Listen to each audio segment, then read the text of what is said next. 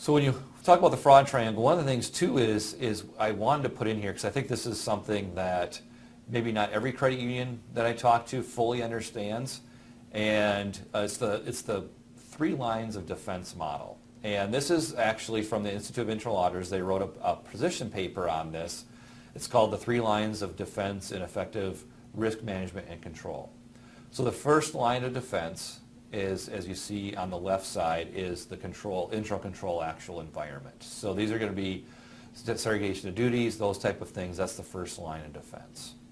And as you can see, that management's really responsible for this first line of defense. Management's responsible for the second line of defense as well. So the second line of defense is going to be some sort of monitoring controls, some sort of quality control, security. You have risk management, compliance.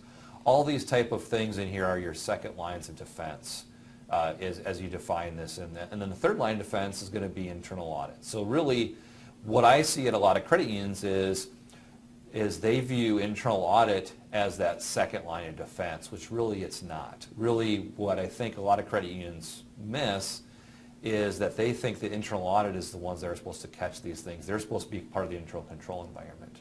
Really, if you're doing this right, internal audit is independent of your control environment. So management is responsible for the internal controls.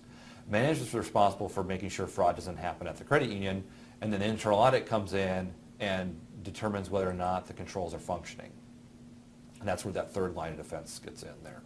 Then you see that all of this reports up to the governing body, the board of directors. They lift audit committee, supervisory committee for a lot of credit unions as well.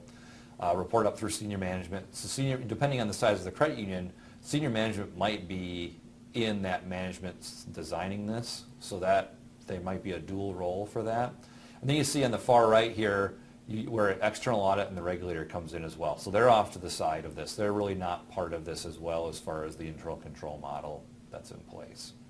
So hopefully conceptually we can kind of look at this and if you're looking at your internal controls, can maybe see how do you line up as far as this model, as far as a first, a second, and a third line of defense model.